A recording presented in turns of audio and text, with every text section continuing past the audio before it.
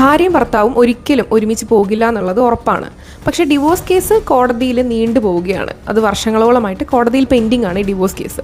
പക്ഷേ ഇത്തരത്തിലുള്ള കേസുകളിൽ ഭാര്യയ്ക്കും ഭർത്താവിനും ഒരു പുതിയ ജീവിതം, ഒരു പുതിയ പങ്കാളിയുമായിട്ടുള്ള പുതിയൊരു ജീവിതം തുടങ്ങണമെന്നൊക്കെ ആഗ്രഹം ഉണ്ടാകും. പക്ഷേ കേസ് കോടതിയിൽ നിലനിൽക്കുന്നത് കൊണ്ട് ഒന്നിനും ഒരു തീരുമാനം ഉണ്ടാവുന്നില്ല.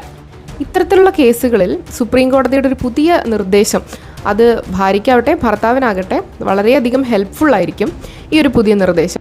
പലപ്പോഴും ഈ മ്യൂച്വൽ ഡിവോഴ്സ് അല്ലാത്ത ഡിവോഴ്സ് കേസുകളുണ്ടല്ലോ, കണ്ടസ്റ്റിംഗ് ഡിവോഴ്സുകൾ, അത് വർഷങ്ങളോളം കോടതിയിൽ പെൻഡിങ് ആയിട്ട് കിടക്കാറുണ്ട്.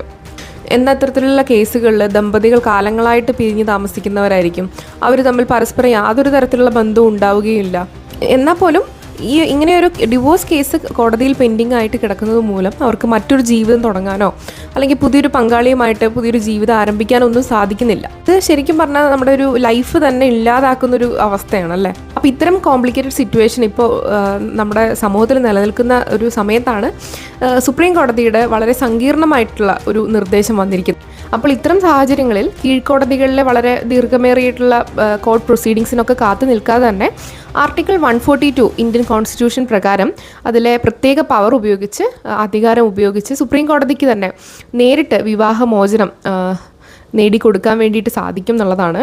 കേസുകളൊക്കെ വളരെ പെട്ടെന്ന് തന്നെ തീർപ്പ് കൽപ്പിക്കാനും അതുവഴി ജനങ്ങൾക്ക് അവരുടെ ഒരു നീതി നടപ്പാക്കി കൊടുക്കാനും ഒക്കെ വേണ്ടിയിട്ട് നമ്മുടെ കീഴ്ക്കോടതികൾക്ക് ഒരു വലിയൊരു മാർഗ്ഗനിർദ്ദേശമായിട്ട് തന്നെയാണ് സുപ്രീം കോടതിയുടെ ഈ ഒരു വിധി നമുക്ക് മനസ്സിലാക്കാൻ വേണ്ടി സാധിക്കുന്നത്.